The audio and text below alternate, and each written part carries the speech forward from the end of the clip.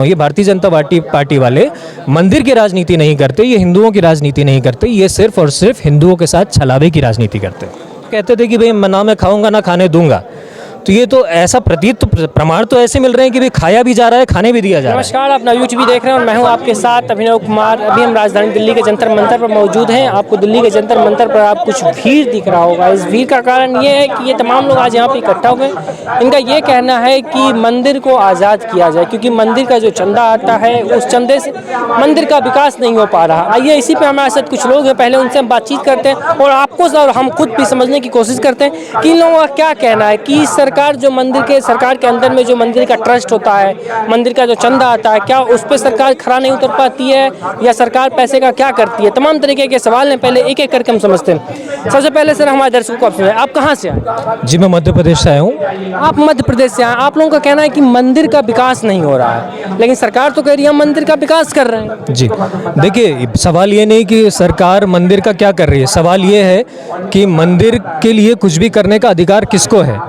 मंदिर के विषय में कुछ भी करने का अधिकार हिंदू समाज को है, क्योंकि वो मंदिर हिंदू समाज को बिलोंग करते हैं। जैसे अगर हम दूसरे पंथों की अगर बात करें तो हमारे जो मुस्लिम भाई हैं वो अपनी मस्जिदों का खुद मैनेजमेंट करते हैं, उसका विकास करना है, विनाश करना है, क्या करना है वो उनका आउटलुक है। लेकिन और उसी तरीके से आप अगर क्रिश्चियंस कम्युनिटी को देखें तो वो अपने चर्च का मैनेजमेंट, विकास या जो कुछ भी उनको करना है वो खुद अपना मैनेज करते हैं। हिंदू समाज को ये अधिकार भारत में नहीं दिया गया कि वो अपने समाज के धन का या अपने समाज के संसाधनों का खुद से मैनेजमेंट कर पाए। हमारी लड़ाई इस बात की है कि भाई हमारा जो संसाधन है, हमारे रिसोर्सेज हैं, उसका मैनेजमेंट कैसे करना है, कहाँ पे करना है, कहाँ पे एलोकेशन करना है, वो हम डिसाइड करेंगे, वो सरकार डिसाइड नहीं करेगी। बीइंग अ सेक्युलर स्टेट होने के नाते गवर्नमेंट को ये अधिकार नहीं है कि वो किसी भी एक कम्युनिटी के सारे संसाधनों को पक्षपात रवैया अपनाते हुए अपने कंट्रोल में कर ले और उसी समय पर बाकी सारी दूसरी कम्युनिटीज़ को पूरा फ्री हैंड दे दिया जाए कि उनके जो एलोकेशन है रिसोर्सेज का वो अपने हिसाब से करें। मतलब आपका कहने का मतलब सर कि मुस्लिम समुदाय के लोग हो गए या सिख हो, ईसाई, तमाम लोग अपने अपने मंदिर, अपने अपने चर्च को खुद कब्जा करते हैं, खुद उस पर देख रेख करते हैं, उसका खुद विकास का काम हो, जो भी काम हो वो लोग खुद करते हैं।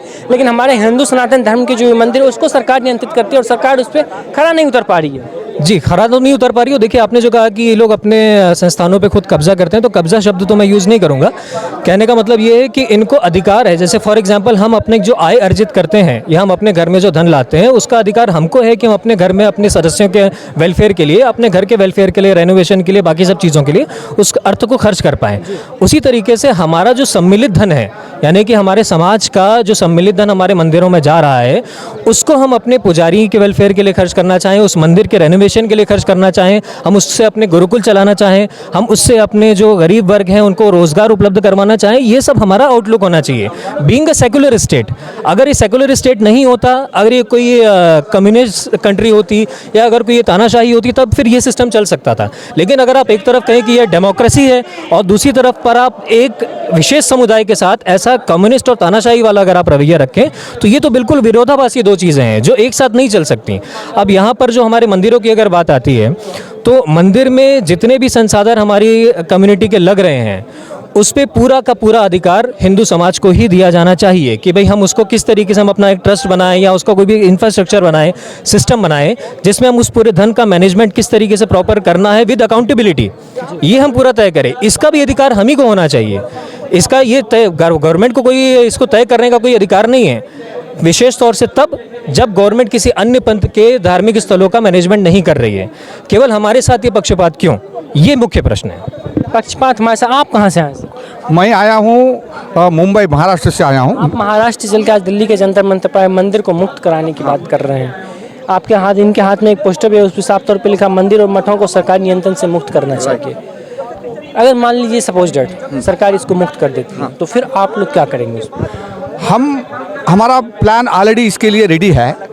ये मंदिर सरकार नियंत्रण से वापस आने के बाद हम हिंदू लोगों का सब सहमत से अलग अलग स्टेट में बोर्ड बनाएंगे और उसके थ्रू हम हिंदू लोगों का मंदिरों का पुनर्जीवन करना, हिंदू लोगों के लिए मदद करना वगैरह करेंगे। ऐसा मैं पर्सनल लेवल में एक सुझाव भी दिया हूँ। हमारा इतना पैसा मंदिरों से कलेक्ट होता है, ऐसा जीएसटी जैसा कलेक्शन होता है। अब उसका पैसा का क्या कर रहे हैं ये लोग, सब लोगों के लिए किधर किधर मतलब करप्शन हो रहा है, कौन सा कम्युनिटी के लिए कुछ मालूम नहीं है। प्लस इसका डेवलपमेंट करने का नाम से बहुत सारे हमारा पुरातन जो पद्धति है, हिंदू पद्धति है, उसको मिटा रहे। तो हमारा हाथ में आएगा गवर्नमेंट कंट्रोल से। मेरा सुझाव ऐसा है, हम पूरा हिंदू समाज को फ्री एजुकेशन और फ्री मेडिकल ट्रीटमेंट हम दे सकते हैं हर स्टेट में। मंदिर का जो पैसा इकट्ठा होगा उससे उसमें क्या है, मैंने ऐसा सुझाव दिया, 85% पैसा हिंदू लोगों का वेलफेयर के लिए यूज़ करो, 15% मंदिरों का मेंटेनेंस के लिए, उधर का जो स्टाफ है, पुजारी है, उनका फैमिली के लिए। कैसा एक ऑफिस में, प्राइवेट कंपनी में लोग काम करते हैं, ऐसा पुजारी लोगों को भी सैलरी मिलना चाहिए। आजकल क्या होता है, इतने बड़े बड़े मंदिर, लाखों का मतलब करोड़ों में पैसा कलेक्ट होता है, मंदिर का पुजारी को कुछ नहीं देते, वो पूरा पैसा गवर्नमेंट लेकर जाता है। और मंदिर का पुजारी वो कभी जो जाके 100 रुपया देता है, 10 रुपया देता है, लोग बोलते हैं पुजारी लोग लालच है, पैसा पूछ रहे, क्योंकि उनको तनख्वाह ही नहीं मिलता है ना, वो मंदिर में जो पैसा देते हैं वही लेकर जाओ करके। लेकिन एक चर्च है, एक मस्जिद है, उसका कुछ पैसा गवर्नमेंट लेता नहीं है, लेकिन उनको तनख्वाह दिया जा रहा है, 15,000 रुपये, 20 रुपया, 1,000, 30,000 रुपये तक तनख्वाह हर महीना गवर्नमेंट देता है, उनसे कुछ इनकम नहीं है। ये सब पैसा किधर से आता है? हमारा मंदिरों का पैसे से ये लोग दे रहे तनख्वाह, बाकी क्रिश्चियन मुस्लिम्स को, हमारा मंदिर का पुजारी को कुछ नहीं है। हम मंदिर का पुजारी लोग, उधर जो भी स्टाफ है, वो सब स्टाफ हिंदू होना चाहिए। तिरुपति में बोलते हैं बहुत सारे क्रिश्चियंस एंड मुस्लिम्स को उधर नौकरी में रखा गया है, वो लोग हिंदू धर्म के ऊपर आस्था ही नहीं है। वो लोग अपना टाइम आता है, संडे का दिन है या फ्राइडे के दिन, बोलते हैं हमको इधर जाना है, उधर जाना है। ऐसा कैसे दिया? ये सेक्युलर कंट्री हो या आगे सनातन कंट्री भी हो जाएगा, अपना हर धर्म का आदमी को अपना चीज़ डिसाइड करने का अधिकार होना चाहिए। तो आपका कहने का मतलब है कि मोटा मोटी यही है कि हर धर्म के लोगों जैसे अपने अपने मंदिर, अपने अपने चर्च को देखते रहे करते हो, इसी तरह से हिंदू धर्म के भी मंदिर जो हैं उनको आज़ाद कर दें। आप लोग खुद अपना एक कमेटी बनाएंगे, उस कमेटी से उसका देख रेख करेंगे।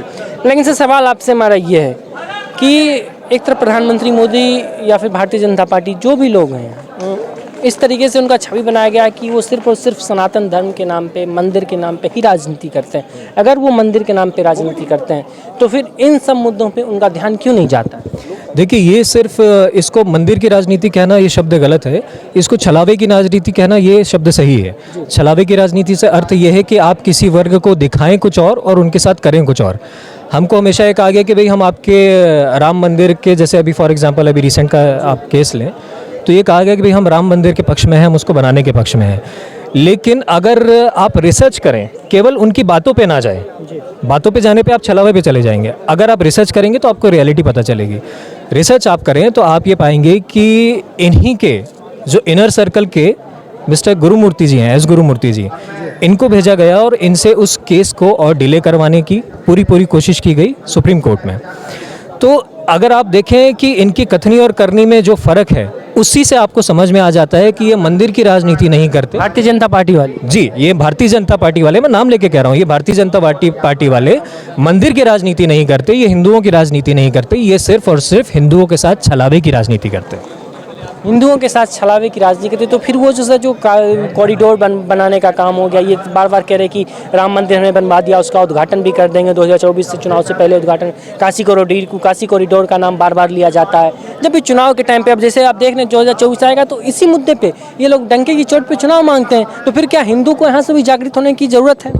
देखिए, ये जैसे मैंने आपको कहा कि छलावे की राजनीति, तो ये जो कॉरिडोर बनाने की बात है या जो पूरा विकास मंदिरों का करने की बात है, ये भी छलावे की राजनीति है। कैसे, ये मैं आपको बताता हूँ।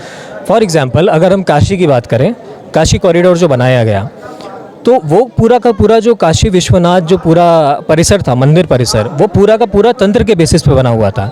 उसमें जिस तरीके से अंतरिक्ष में जो जिस तरीके से सारी संरचना है, उसका एक खगोलीय पिंड में किस तरीके से स्वरूप होगा, उसको लेकर उस मंदिर परिसर का पूरा विकास किया गया था, जिसमें शिव जी का पूरा परिवार बसाया गया था, जिसमें शिव जी के साथ साथ पार्वती जी को भी स्थान दिया गया था उसी प्रांगण में, उन्हीं के साथ साथ गणपति जी को भी स्थान दिया गया था, उन्हीं के साथ साथ अन्य देवताओं को स्थान दिया गया था। अब विकास के नाम पे आपने शिव जी के पूरे परिवार को उनसे अलग कर दिया, आपने वहाँ से पार्वती जी को हटा दिया, आपने वहाँ से गणपति जी को हटा दिया, आपने बीच में अकेला छोड़ दिया शिव जी को। और उसके साथ साथ उसके आसपास जितने भी ऐतिहासिक महत्व के हमारे मंदिर थे हिंदू समाज के, जिससे हमारे इमोशंस जुड़े हुए थे, जिससे हमारी भावनाएं जुड़ी हुई थी, उनको भी नष्ट कर दिया गया। जैसे वहाँ पर एक पुरातन काल का तुलसीदास जी का बनवाया हुआ एक भगवान हनुमान जी का एक बहुत प्राचीन मंदिर था, जिस पे हम हिंदुओं के, वहाँ के हिंदुओं के भी और बाकी पूरे भारत के समाज के हिंदुओं की भी बहुत बड़ी आस्था थी। लेकिन उन हनुमान जी के, तुलसीदास जी के द्वारा स्थापित हनुमान जी के मंदिर को उठाकर कचड़े में फेंकवाया गया। इसके वीडियो के प्रूफ है हमारे पास, इसके फोटोग्राफ प्रूफ है हमारे पास कि उन हनुमान जी को तुलसीदास जी, जिनकी रचनाएं हम लोग पढ़ते हैं अपने दैनिक जीवन में, हनुमान चालीसा पढ़ते हैं, तुलसीदास जी की रामायण हम लोग पढ़ते हैं, उन्हीं तुलसीदास जी के द्वारा स्थापित किए गए हनुमान जी के मंदिर को उखड़वा के कचरे में फेंकवा दिया गया। फिर उसको फिर जहाँ पे भी फिर ले गए हों। उसी तरीके से वहाँ पर हमारा एक अक्षय वट वृक्ष था जो बहुत ही ज़्यादा पुराना था, बहुत ही प्राचीन वृक्ष था, उसको भी क्रेन से उखड़वाया गया। मतलब ये किसी संवेदनशील सरकार का ये तरीका होता है क्या कि आप किसी चर्च के साथ ऐसा करके दिखवा दीजिए कि जहाँ पर मैं किसी की भावनाओं को हर्ट नहीं करना चाहता, लेकिन कहने का अर्थ ये है कि वहाँ पर आप इस तरीके से क्रेन से उनके किसी जो जिनमें उनकी आस्था है उसको उखड़वा के आप दिखवा दीजिए, या मस्जिद में आप ऐसा करवा के दिखवा दीजिए। ये केवल हिंदुओं के साथ होता है क्योंकि हिंदू सहनशील है। सहनशील होने के साथ साथ वो केवल और केवल जो टीवी में दिखा दिया जाता है, जो कि पूरा का पूरा स्पॉन्सर्ड न्यूज़ होती है। आप जैसे निष्पक्ष लोग जो हैं, जो यूट्यूब में अपना एक पूरी तरीके से निष्पक्ष तरीके से न्यूज़ पेश कर रहे हैं, इस तरीके से हर कोई तो नहीं होता। टीवी में आप जानते हैं कि किस तरीके से सारा एडवर्टाइजमेंट्स और सब चीज़ों का स्पॉन्सरशिप चलता है। तो वहाँ पर जिस तरीके से स्पॉन्सर्ड न्यूज़ दिखाई जाती है, तो वो क्या जो व्यक्ति, जो सरकार न्यूज़ को स्पॉन्सर कर रही है, वो अपने अगेंस्ट कुछ दिखाएगी क्या? तो वो अपने अगेंस्ट नहीं दिखाती। इस वजह से लोगों को फैक्ट्स नहीं पता चलते कि वहाँ पर हमारे हनुमान जी को उखड़वा कर फेंकवा दिया गया, वहाँ पर हमारे अक्षय जो वट वृक्ष था जिसकी इतनी मान्यता थी, उसको क्रेन से उखड़वा कर फेंकवा दिया गया। अभी आप देखिए महाकाल जो कॉरिडोर बन रहा है, वहाँ पर ज़रा सी आंधी आती है, आंधी भी नहीं कह सकते, ज़रा सा तेज़ हवा चलती है तो सारी की सारी मूर्तियाँ उड़ जाती हैं। इतने हज़ारों करोड़ रुपए खर्च करने के बाद आप ऐसी क्वालिटी की मूर्तियाँ बनवा रहे हैं। ये जो कहते थे कि भाई ना मैं खाऊंगा ना खाने दूंगा, तो ये तो ऐसा प्रतीत, तो प्रमाण तो ऐसे मिल रहे हैं कि भाई खाया भी जा रहा है, खाने भी दिया जा रहा है। तो ये किस तरीके से मंदिर की राजनीति है या किस तरीके का विकास है? अब देखिए, जैसे फॉर एग्जांपल एकम सनातन भारत जो है, इसके 7वें संकल्प में ये स्पष्ट रूप से कहा गया है कि विकास केवल वैसा जो हमारी संस्कृति के बचाव में हो और हमारी संस्कृति को अक्षुण्ण रख के आगे बढ़े। तो हमारा विकास वो है जिसमें किसी की भावनाएं आहत नहीं की जाती, जिसमें छला नहीं जाता, जिसमें किसी के संसाधनों पे कब्जा नहीं किया जाता। वो विकास तो विकास है जिसमें समाज का बेहतर हो रहा हो।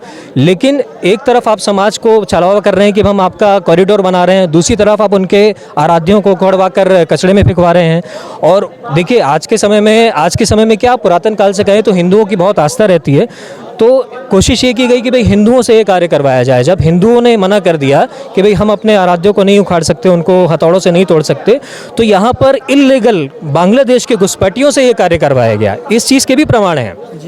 वो वहाँ पर हमारी आस्थाओं के साथ खिलवाड़ कर रहे हैं। कोई मूर्ति के बगल में कोई पेशाब कर रहा है। आप सोचिए, ये बोलते समय मेरा आप कह सकते हैं कि भावनाएं बोलते समय भी आहत हो रही। कोई मूर्ति के बगल में पेशाब कर रहा है, कोई वहीं पे थूक रहा है, उनकी आस्था नहीं है।